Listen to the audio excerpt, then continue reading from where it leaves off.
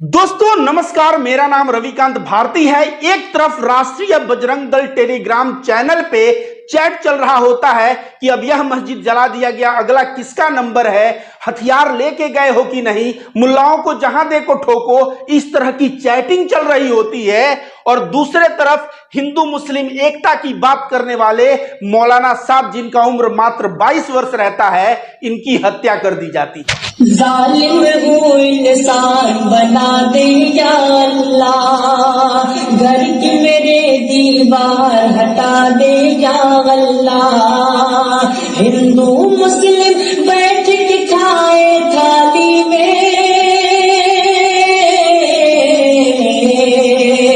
ऐसा हिंदुस्तान बना दे या अल्लाह, ऐसा हिंदुस्तान बना दे या अल्लाह।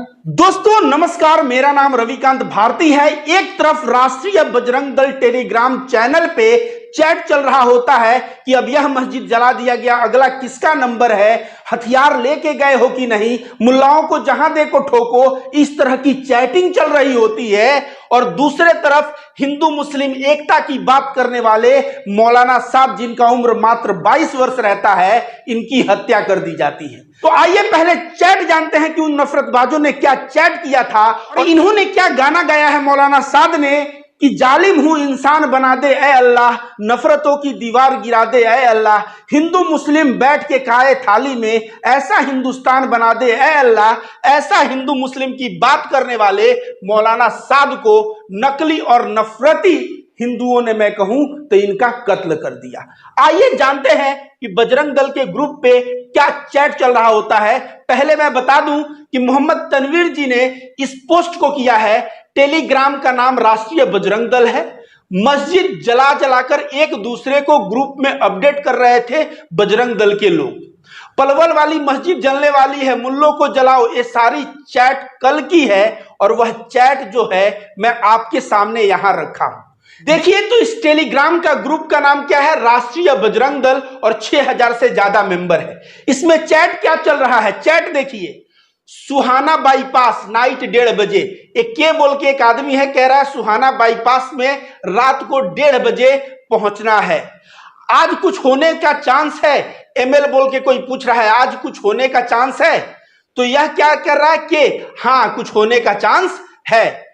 उसके बाद लिख रहा है पलवल और फरीदाबाद, मतलब पलवल में होगा या फरीदाबाद में, यहां क्वेश्चन मार्क पूछ रहा है। उसके बाद का चैट मैं आपको बताता हूं, पूरा मुल्ला कौम को जलाओ। इसके बाद एक राहुल सिंह तेवतिया नाम का नफरतबाज है, इस ग्रुप में लिखता है एक और मस्जिद जलने वाली है पलवल में, अब मीनार गेट वाली, मतलब एक जल चुकी है, अब दूसरी एक और जलने वाली है मीनार गेट वाली, तो ये इस पे लिख रहा है। इसके बाद देखिए ये पूरा मुल्ला कौम को जलाओ, तो इसको जो है इसका मैसेज का जवाब में एक लिखता है सब जलेंगे अब, और इस तरह से इन लोगों का चैटिंग चल रहा होता है। इसके बाद का आप चैट पढ़ते हैं। इसके बाद का चैट क्या है, विवेक नरवाल राहुल सिंह तेवतिया जो एक मैसेज लिखा था कि एक और मस्जिद जलने वाला है पलवल में गेट के पास, तो उसको जो है उस मैसेज में ही लिखता है पलवल में कहां से है भाई तू। दक्ष नाम का एक बंदा लिखता है मेवात मैं ही जा रहा हूं अभी। अब देखिए सीधा ठोको भाई रुको नहीं, इस एक बंदा लिखता है, और एक बंदा लिखता है गन लेके जा रहे हो। तो सोचिए इन लोग का जो चैट हो रहा है, ग्रुप का नाम है राष्ट्रीय बजरंग दल, उस ग्रुप में किस तरह का चैट हो रहा है आपने देखा। मोहम्मद तनवीर जी ने वह पूरा चैट लिखा था ट्विटर पे, और मैं वहां से लेके आप लोगों के बीच पढ़ा। कितनी गंदी सोच है, कितनी नीच मानसिकता के लोग हैं। अब जो लोग कहते हैं पत्थर उधर से पहले चला, तो भाई प्लानिंग करके जाओ, तुम पहले सारा प्लानिंग कर लो, डिस्कस करो अब क्या होने वाला है क्या नहीं, और तुम मुसलमानों पे दोषारोपण कर रहे हो, बल्कि मुसलमान तुम्हारे जाल में फंसा। तुम जानबूझ के सोचे कि हिंसा हो और मुसलमान भी उस हिंसा का भाग बने, और इस तरह से हिंदू मुस्लिम हो, और हिंदू मुस्लिम का फायदा राजनीतिक दल में किसको मिलेगा यह पूरा दुनिया जानता है। दोस्तों आइए, बहुत ही मतलब अगर आप एक सेंसिटिव आदमी होंगे तो आपकी आंख में आंसू आ जाएगा। 22 वर्ष के थे मौलाना साद, और ये मौलाना साद आप लोगों को पता है कहां से थे, ये बिहार से थे। और कहीं ना कहीं जो बुद्ध का संदेश है, शांति का संदेश, प्रेम का संदेश, एकता का संदेश, वो वही दिया करते थे। यह गाना गाया है, वह गाना मैं सुनाऊंगा आपको, आपके भी आंखों में आंसू आ जाएगा अगर आप एक सेंसिटिव बंदे हैं तो।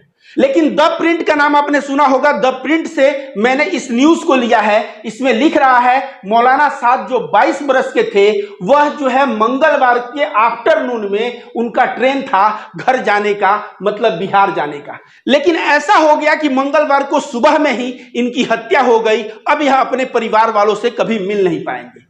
उसके बाद लिख रहा है कि इस इमाम जो अंजुमन जामा मस्जिद गुरुग्राम सेक्टर 57 के थे, साद वाज ब्रूटली थ्रैश्ड, मतलब बहुत बुरी तरह से इनको मारा गया है। स्टैब्ड मतलब गोद गोद के मारा गया है। और जब मारते समय कहा जा रहा था जय श्री राम बोलो, ऐसा आई विटनेस लोग बोल रहे हैं, जो आंख से देखे हैं वे लोग बोल रहे हैं।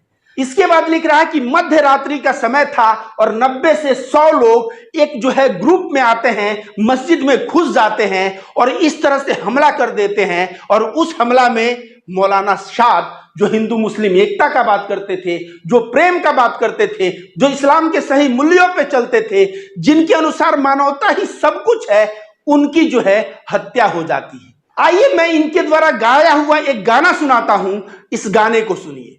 जालिम हूँ इंसान बना दे या अल्लाह, घर की मेरे दीवार हटा दे या अल्लाह, हिंदू मुस्लिम बैठ के खाए थाली में,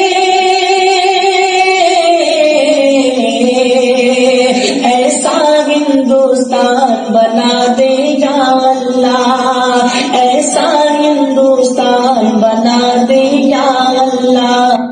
जो व्यक्ति इस तरह से हिंदू मुस्लिम एकता की बात कर रहा हो, जालिम हूं इंसान बना दे ऐ अल्लाह, नफरत की दीवार गिरा दे ऐ अल्लाह, हिंदू मुस्लिम खाएं एक ही थाली में, ऐसा हिंदुस्तान बना दे ऐ अल्लाह, इस तरह से हिंदू मुस्लिम एकता की पिरोने की बात करने वाला मौलाना साद की हत्या हो जाती है। अभी तमाम लोग कह रहे हैं कि बड़ा हिंदू मुस्लिम एकता करने चले थे लेकिन हिंदुओं ने मार दिया। मैं कहूंगा कि ये लोग गलत कह रहे हैं। हिंदुओं ने नहीं मारा, हिंदू तो रविकांत भारती जैसे हैं और हमारे जैसे एक नहीं करोड़ों करोड़ों इस देश में हिंदू हैं, जो हिंदू और मुस्लिम में प्रेम बढ़ाने का कार्य करते हैं और मुसलमानों को अपना भाई समझते हैं। लेकिन 2014 के बाद कुछ नकली और नफरती हिंदू बढ़ गए हैं। इनको हिंदू धर्म से कोई मतलब नहीं।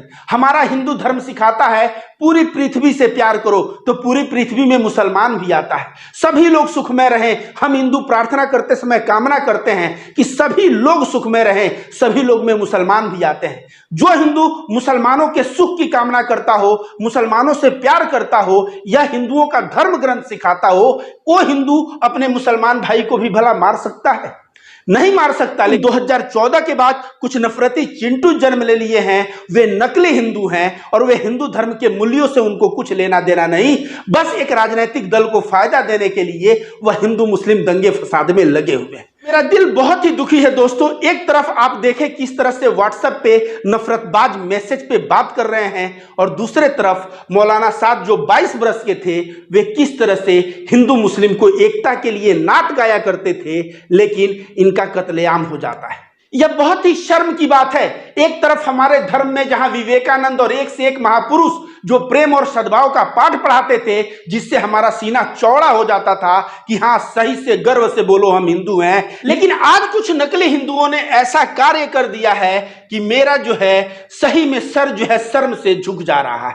वैसे मौलाना साद के आत्मा को भगवान शांति दे, मैं यही प्रार्थना करूंगा। और जो नफरतबाज ऐसा कृत्य किए हैं उनको कड़ी से कड़ी सजा मिलनी चाहिए। हमारा कोर्ट इस बात को संज्ञान ले और उन लोगों को पकड़ के अंदर करे और उन लोगों को सजा सुनाए, ऐसी सजा सुनाए जिससे कि हिंदुस्तान में रह रहे लोग सोचें कि हाँ भाई, अगर नफरत फैलाओगे, हिंदू मुस्लिम करके दंगे फसाद में किसी को मारोगे, उसका क्या परिणाम होता है। पिछले 3000 वर्षों में हमारे हिंदुस्तान की गिनती प्रेम, सद्भाव, एकता और ज्ञान के लिए होती थी, लेकिन पता नहीं किसकी नजर लग गई कि 2014 के बाद हमारा हिंदुस्तान किस दिशा में